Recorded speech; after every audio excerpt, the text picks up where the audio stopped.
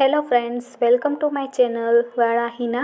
આજે આપણે બનાવીશું સેન્ડવિચ. સેન્ડવિચ બનાવવા માટે જોઈશે ડુંગળી, મરચાં, બાફેલા બટાકા અને જરૂરિયાત મુજબના બધા મસાલા.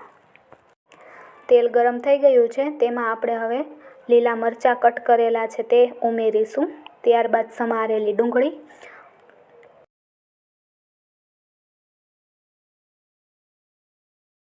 એ રીતે આપણે મિક્સ કરી લેશું અને થોડીક વાર માટે આપણે એને ચડવા દઈશું. તેમાં આપણે સ્વાદ અનુસાર મીઠું, હળદર, ધાણા જીરું પાવડર અને થોડીક ચટણી ઉમેરીશું, લાલ મરચું પાવડર.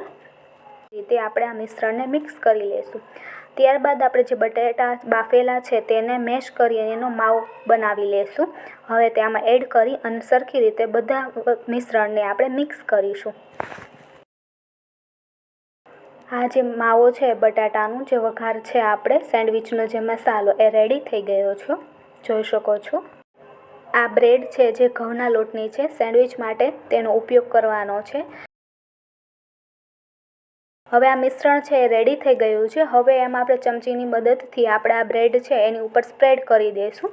સરખી રીતે ચારે ખૂણામાં સરખી રીતે વ્યવસ્થિત આપણે એક લેયર કરી દઈશું અને ત્યારબાદ લેયર સરખું થઈ જાય ત્યારબાદ જે બીજી બ્રેડ છે એની ઉપર મૂકી દઈશું.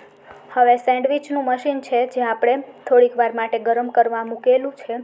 હવે એની ઉપર આપણે જે આ બ્રેડ છે રેડી કરેલી છે, હવે બે બ્રેડ છે સરખી રીતે એકબીજાની બાજુમાં મૂકી અને મશીન બંધ કરી દઈશું. 5 થી 10 મિનિટ માટે તેને શેકાવા દઈશું. હવે આપણી આ જે સેન્ડવિચ છે એ શેકાઈ અને રેડી થઈ ગઈ છે. આપણે ચપ્પુની મદદથી વચમાં કટ કરી લઈશું અને ત્યારબાદ આપણે ઉપરથી ચીઝથી ગાર્નિશ કરીશું, જેને આપણે ટોમેટો કેચઅપ સાથે અથવા ગ્રીન ચટણી સાથે ખાઈ શકીએ છીએ.